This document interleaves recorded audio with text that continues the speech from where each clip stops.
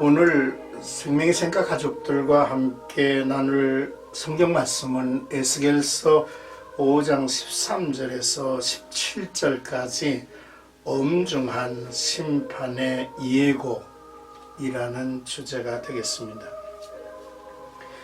이스라엘 백성들은 자신들의 죄 때문에 하나님의 노하심으로 예루살렘이 심각한 심판을 받게 되는데, 그 심판받고 나서야 비로소 하나님의 마음을 이해하게 될 것이라고 기록하고 있습니다. 먼저 13절의 말씀을 보면 하나님의 공의가 충족되어야 한다라고 하는 내용입니다. 오늘 본문에 하나님의 노와 분이라고 하는 표현이 5번이나 반복해서 기록되고 있습니다. 이는 하나님의 의로우심 그리고 공의로우심, 바로 하나님의 성품임을 말해줍니다.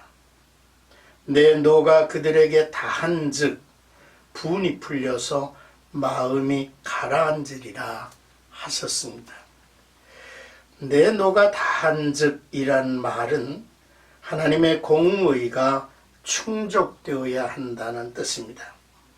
하나님은 인간이 지은 죄악을 대충 보시고 또한 적절하게 용납을 하시면서 자신의 분노를 조절하시는 분이 아니라는 사실을 우리가 알아야 합니다.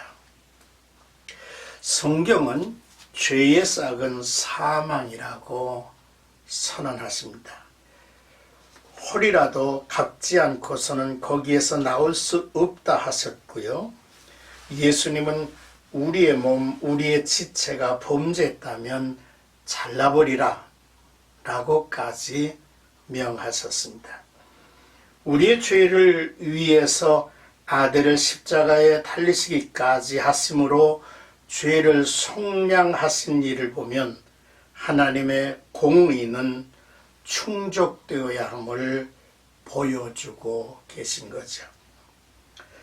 하지만 하나님의 이러한 진노와 심판 중에도 희망이 함축되어 있음에 감사를 드리죠.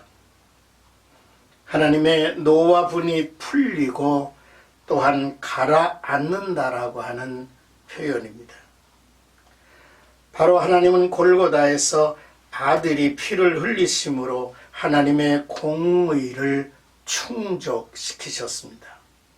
그리고 우리에게 긍휼과 용서의 길을 여셨죠. 참으로 안타깝게도 인간은 심판을 받은 후에야 뒤늦게 자신의 죄악을 깨닫는 존재가 아닌가 싶습니다. 이스라엘 백성이 완악하여 하나님의 말씀을 듣지 않다가 징계를 받았고 그 죄값을 톡톡히 치렀습니다. 그 후에야 비로소 뉘우치게 된 것이지요. 이스라엘 백성들에게 하나님의 열심은 두려움도 되지만 은혜요 감사할 일임을 알아야 합니다. 의인의 책망을 은혜로 여기는 자가 되어야만 하죠. 이제 14절에서 15절까지 조롱받는 예루살렘이라고 하는 내용입니다. 하나님께서 이스라엘을 황무하게 하고 지나가는 자 모욕거리가 되게 하고 이방인에게 조롱거리가 되게 하였다 했습니다. 이는 이방인들에게 두려움이고 경고가 되었죠. 어찌하여 이스라엘 족속이 이같이 되었습니까? 하나님은 에스겔을 비롯한 선지자를 통하여 열심히 자신의 말을 이스라엘 족속에게 전했죠. 그러나 이스라엘 족속들은 이방인보다 악을 더 행하였다 했습니다. 이스라엘의 진행한 역사 390년을 돌아보면 조상의 죄를 대대로 쌓아왔습니다. 하나님의 진노가 임박했습니다. 시급한 회개가 필요한 때가 이런 거죠. 성경은 분명히 증거하고 있죠. 므낫세가 통치하던 시대에 악을 행한 것이 여호와께서 이스라엘 자손 앞에서 멸하신 여러 민족보다 더 심하였다고 책망을 했죠. 또 신약에도 이제 그런 경우가 있습니다. 고린도 교회에서는 이방인 중에서도 없는 음행이 있었으니 자기의 아버지 아래를 취하는 일도 있었다 기록하고 있습니다. 때때로 하나님의 백성들이 이방인들보다 더 악을 행하는 일이 있었어요. 그러나 속히 돌이켜야 합니다. 에스겔이 하나님의 심판을 몸으로 행동으로 미리 예고했음에도 불구하고 그들은 그의 말에 귀를 기울이지 않은 것이죠. 자, 이제 16절에서 17절까지 보면 하나님의 철저한 심판이라는 내용입니다. 하나님은 심판 서명을 확실하게 하셨습니다. 3번이나 심판이 너희에게 임말이라 나 여호와가 말하노라. 5절, 15절, 17절 이라고 하셨는데 이는 하나님의 개인적으로 행하신 확실한 서명이라고 볼 수 있습니다. 심판의 내용은 참으로 두려운 것이었죠. 하나님은 극심한 기근을 내려서 화살을 맞은 사람들처럼 죽어가게 하겠다고 했고요. 기근을 내리고 너희가 의뢰하는 양식을 끊어버린다고 했습니다.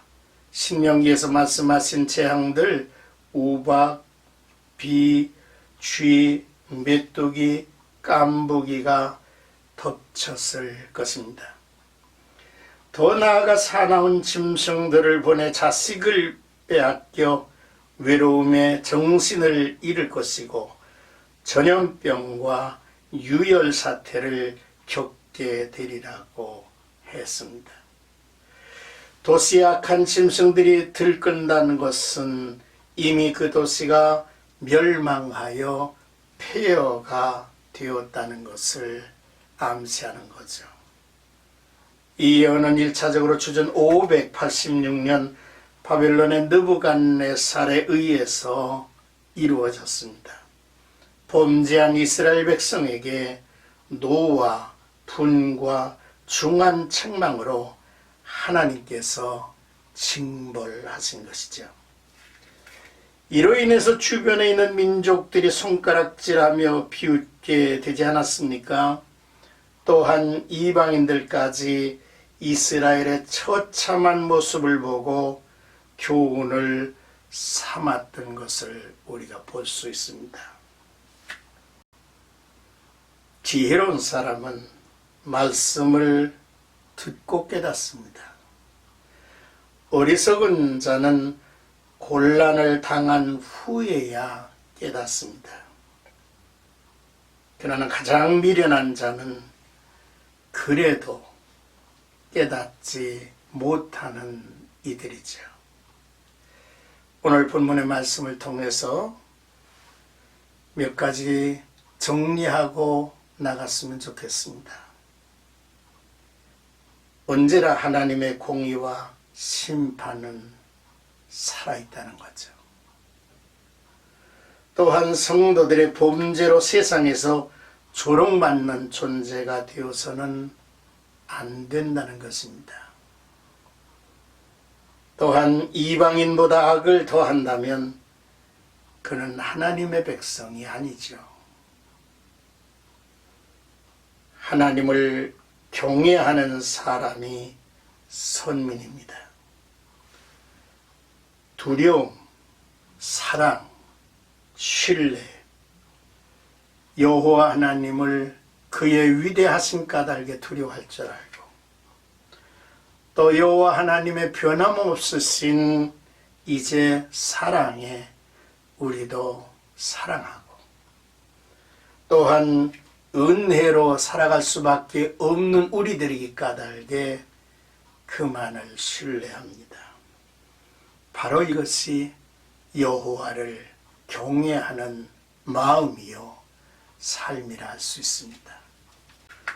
오늘도 생가가족 여러분, 참으로 이 험악하고 어둡고 막막한 세상에서 하나님의 음성의 귀를 기울이는 자가 되었으면 좋겠습니다. 침묵의 시대입니까? 침묵까지도 하나님의 음성임을 알아야 하는 거죠. 복된 하루가 나와 여러분들에게 있기를 주의 이름으로 축복합니다.